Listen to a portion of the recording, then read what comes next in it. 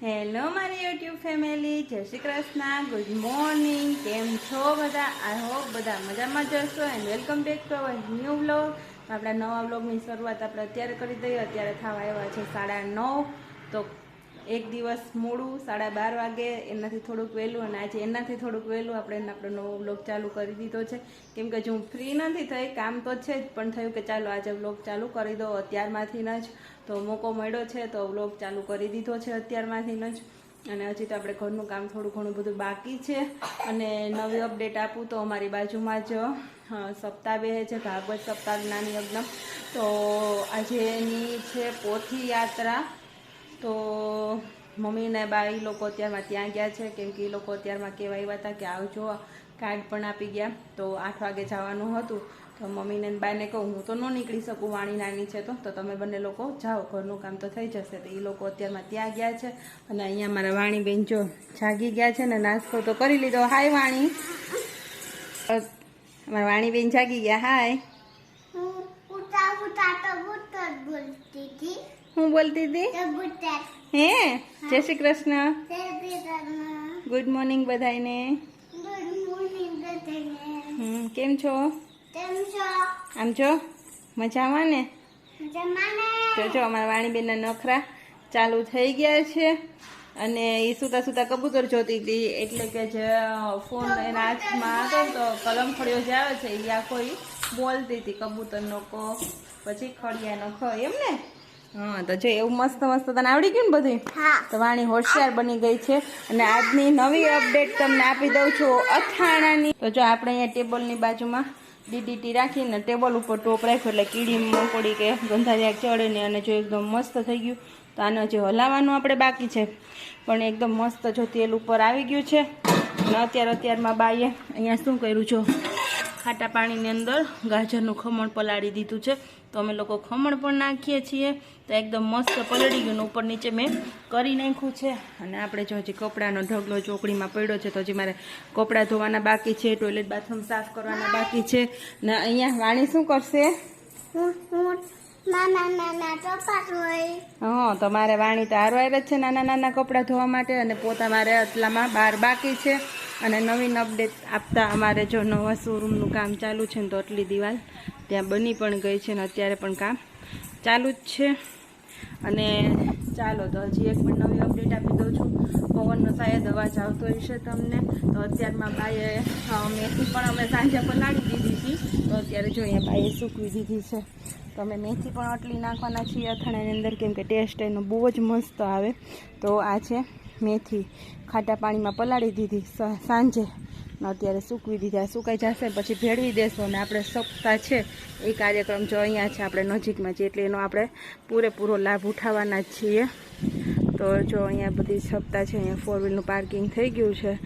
અને આજેથી શરૂ થઈ છે. જો અહીંયા બધું લખેલું પણ છે, શ્રીમદ ભાગવત સપ્તાહ જ્ઞાન યજ્ઞ. તો આ વૈશ સુથાર વંશનો સમાજ છે, તો એ લોકોએ ત્યાં ચાલુ કર્યું છે. લોકો બહારના છે, પણ અત્યારે મુંબઈ છે ને અહીંયા એ લોકો સપ્તાહ કરવા માટે આવ્યા છે. તો બસ અત્યારના નવા અપડેટ એટલા જ છે. તો ચાલો, હવે તો પહેલાં ફટાફટ કામ પતાવી લો. આજે બપોરે પણ અમારે એક જગ્યાએ જમવાનું છે, કૃપાલના ફ્રેન્ડ છે, તે લોકોને ત્યાં વાસ્તુ છે. ને આજે છે અખાત્રીજ. તો અખાત્રીજની બધાને પહેલાં તો ખૂબ જ શુભકામના. અને આજે બધા સારા સારા મુહૂર્ત કહેવાય છે કે મણ જોયું મુહૂર્ત હોય છે. તો આજે વાસ્તુ ને પછી આવું બધું બધા મુહૂર્ત કરતા હોય, તો એને વાસ્તુ છે. તો ત્યાં અમારે જમવા જવાનું છે, એટલે પ્રોબ્લેમ નથી રસોઈનો. તો ચાલો મળીએ આપણે કામ કરીને પછી કંઈક નવી અપડેટ સાથે. આજે અથાણાની અંદર આ બધું એડ કરવાનું છે, સૂકવીને. તો આજે હું તમને એ બતાવીશ કે કેટલું સુકાયા પછી એમાં કઈ રીતે બધું એડ કરવું એ. તો ચાલો મળીએ આપણે થોડી વાર પછી.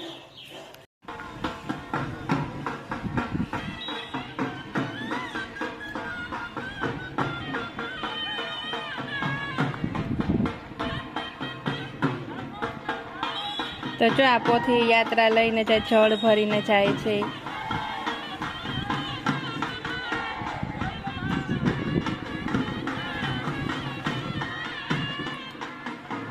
તો જો ઘોડાવાળો રથ પણ છે, જોયું ને વાણી?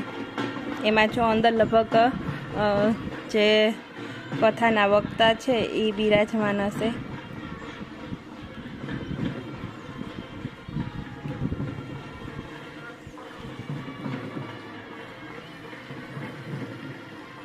અને અમારે જો અહીંયા પાણી પણ છટાય છે.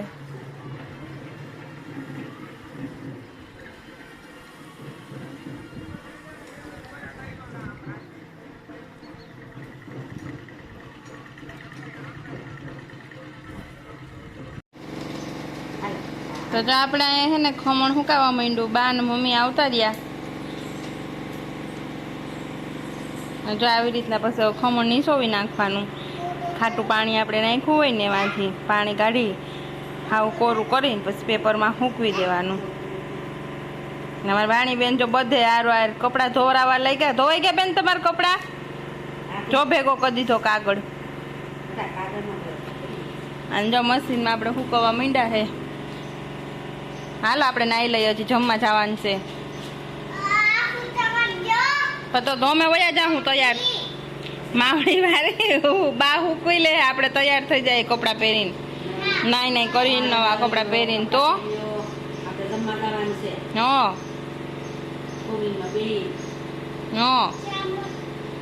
તો જો આવી રીતના બધું નીચોવીને હવે સૂકવી દેવાનું છે. અને પછી પાછું અથાણામાં સુકાઈ જાય એટલે ભેળવવાનું છે. તો એ હું તમને પાછું આગળ બતાવીશ. તો ચાલો પહેલાં તો તૈયાર થઈ જઈએ જમવા જવા માટે, કેમ કે 10:30 આજુબાજુ તો થઈ જ ગયા છે. તો પછી કેટલા વાગે જમવા જવાનું છે હમણાં પૂછી અને પછી તૈયાર થઈ જાય. ચાલો જો આપણે અહીંયા છે ને ગાજરની સીલું પલાળી બાએ. તો આ છે ને પહેલાં આપણે અગાઉ કરી રાખવાની. સીઝન હોય ને તો અહીંયા સૂકવી અને ખોખા કરી રાખવાના કાબા. પછી હા બાફી ને સૂકવી દેવાનું. હા અને પછી પાછી બરણી ભરી લેવાની, સુકાઈ જાય ત્યાં. હા અને કેરીનું અથાણું આપણે કરીએ તો એ ખાટા પાણીમાં પલાળવાનું. અને થોડુંક પોસી થઈ જાય. 2 કલાક પલાળી એટલે પોસી થઈ જ જાય ને. હા 2 કલાકે નહીં પલાળવી પડે, બાફેલી છે ને. હા એટલે તરત થઈ જાય. કા હા પછી પાછું આ જો ખમણ હુંકું ને આપણે એમ પછી સૂકવી દેવાની પાછી. દેખો મારી બે કઈમાં આમ જો ઓલી ડીશ છે આમ ઢાંકી દે મારી દીકરી. મારા હાથ કોયલા છે હતી અને હેઠળ મૂકી એટલે નડે નહીં કોઈને. આ સિંહ હશે ને વાં જવા દે. બધા આમ જો કામ કરીએ છીએ અને મુરબો બધો હરખો કર્યો અને સૂકવી દીધો અને અથાણું કરીએ છીએ. ગોળ કેરીનું, પછી ગાજરનો મુરબો, ગાજરના શીરું. હાલો હવે પૂરું. ધોઈ નાખીએ ને આપણે નાઈ કરીને તૈયાર થઈ જાય. જો અમારા બગીચામાંથી પોપૈયું આવ્યું હતું તો વાણીને ખવડાવી દીધું. એટલું વધ્યું ને અહીંયા આપણે બનાવી લીધું છે મસ્ત મસ્ત હોમમેડ ઘી મલાઈમાંથી. તો જો એટલું બન્યું છે. આ તો ગયા છે તાને જરીક ઠોળવા દેવું અડતીની વાણી. તો વાણીબેન જાગી ગયા ને અહીંયા જો આપણે આ પહેલાંનું બનાવેલું હતું એ આપણે ઘી તો ઘરનું થઈ જાય તો લેવું નથી પડતું. કા વાણીબેન? હા અને જો આપણે અહીંયા કેરીના અથાણા માટે સવારે જે ગાજર પલાળ્યા હતા ને બા સૂકવીને ગયા ને તો જો અટાણે તો સુકાઈ ગયા છે. પણ હવે બા ગયા સપ્તાહ સાંભળસ તો આને આપણે લઈ લઈએ અને મૂકી દઈએ. અને આપણે જો ગુંદા આવી ગયા એ હવે અમે આજે હાંજે બાફશું. અને આપણું ઘી આમાં જો બાઈએ મેથી અને ખમણ તો 2 મિક્સ પણ કરી દીધા છે અથાણાની અંદર. તો એકદમ કલર પણ આવી ગયો અને જુઓ તેલ પણ ઉપર દેખાઈ આવે છે. અને હજી આમાં હજી બધું મિક્સ થશે તો તો અમારે ઘણું બધું મસાલો ઓલું અથાણું થશે. તો જો આપણે ખમણ જે પલાળીને સૂકવું હતું ને એ મિક્સ થઈ ગયું છે એકદમ મસ્ત. તો એકદમ મસ્ત બની ગયો. હલાવવું નથી આપણે અને આને આમ જ મૂકી દઈએ છીએ. પણ આ તો તમને મેં બતાવી દીધું કે એક પછી એક બધી વસ્તુ આમાં એડ થતી જાય છે. તો આ તો આપણે તો અલંગથી આવ્યો તો એટલે સારો છે ઢાંકણાવાળો ને મોટો. એમાં આપણે આને રાખી દીધું છે. આ અમે સાંજે બાપશું ત્યારે હું તમને બતાવીશ. અને જો આપણે તમને શાયદ બેકગ્રાઉન્ડમાં અવાજ સંભળાતો હશે, મોટો મોટો આવે છે થોડોક, તો એ સપ્તાહનો છે. તો મમ્મીને બા બે છે ને સપ્તાહ સાંભળવા ગયા છે કારણ કે એને મેં મોકલાવી તો વાણી ન ઉઠે અને હજી એને ત્યાં ફાવે નહીં. 4 થી 8 વાગ્યાનો ટાઈમ છે એટલે તો મમ્મીને બાને બેને મોકલા. હું ને વાણી ઘરે છીએ. તો હવે મેં છાશ કરીને તો જ મારા વાસણ સાફ કરવાના છે આપણે આ જીરું જે સુકાય છે એ લેવાની છે હજી, અને પછી બનાવવાની છે રસોઈ. તો પહેલાં તો ચાલો હું પહેલાં થોડુંક કામ પતાવી લઉં છું અને જોઈએ છીએ પછી શું થાય છે એ. બાકી તમને સાંજે ગુંદા અમે લોકો કઈ રીતે બાફીએ છીએ એ હું બતાવીશ. તો બસ દિગંજીની બ્લોગમાં બન્યા રહેજો. બ્લોગને લાઇક, શેર અને ચેનલમાં નવા છો તો ચેનલને સબસ્ક્રાઈબ કરી દેજો. તો ચાલો એક મસ્ત મસ્ત કમેન્ટ કરી દેજો અને મળીએ આપણે થોડી વાર પછી. તો ચાલો આપણે જો અહીંયા ગુંદા લઈ લીધા છે અને એમાં હવે આપણે પાણી રેડી દેવાનું, એટલે કે પાણીથી થોડુંક ભરી દઈએ, બાફવા માટે મૂકવાના છે એટલે.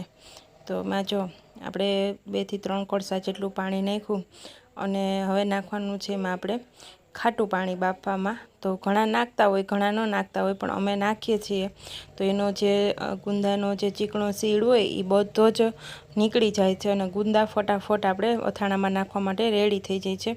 તો મેં એ પાણી પણ નાખ્યું છે અને જેમ બને એમ આપણે બધું પાણી નાખીએ તો સારું, પણ બાકી હોય એ પ્રમાણે નાખવાનું. અને હવે બા એમાં નાખે છે નિમક. તો આપણે નિમક ઉપરથી નાખી દઈએ અને પછી પાછું થોડુંક પાણી નાખી અને પછી એને બાફવા માટે મૂકવાના છે. તો આવી રીતના ઉપરથી આપણે નિમક નાખી દેવાનું છે. આની અંદર વધારે નિમક જોઈએ, કેમ કે છે ને સીડ એનો હોય ને એટલા માટે. તો જે પ્રમાણે ગુંદા હોય તો 3 થી 4 કિલો અમે લોકોએ ગુંદા લીધા છે. અને હવે એમાં નાખી દઈએ હળદર, એટલે એકદમ મસ્ત પીળા થઈ જાય ને તો અથાણું પણ એકદમ મસ્ત રેડ કલરનું અને પીળું એવું લાગે, નહીં તો કાળું થઈ જાય એટલા માટે. તો આપણે ગુંદાના પ્રમાણમાં 2 થી 3 ચમચી જે પ્રમાણે ગુંદા હોય એ પ્રમાણે આપણે એમાં હળદર એડ કરવાની છે. અને બધું એડ થઈ જાય પછી આપણે એને પાણી પાછું થોડુંક ઘટતું હોય એ પ્રમાણે પાછું એડ કરી દઈએ અને પછી એને આપણે મૂકવાના છે બાફવા માટે. તો હવે બાફવા માટે મૂકી દઈએ અને ઉપરથી આપણે એને થોડીક વાર ઢાંકી દઈશું એટલે એકદમ મસ્ત પાણી ગરમ થઈ જાય. તો જો આપણે એકદમ ફૂલ ગેસ કરી અને બાફવા મૂકી દીધા છે.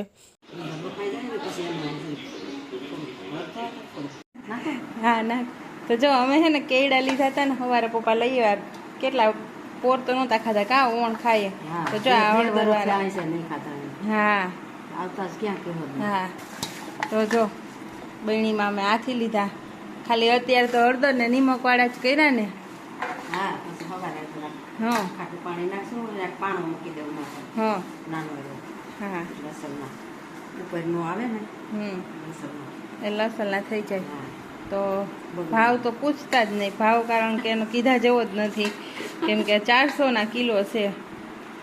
તો અમે અડધો કિલો લીધા અત્યારે તો મળ્યા.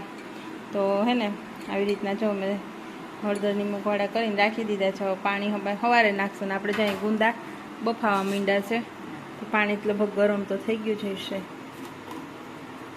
તો મસ્ત જો રહી ગયા છે, પાણી ગરમ થતું આવે છે.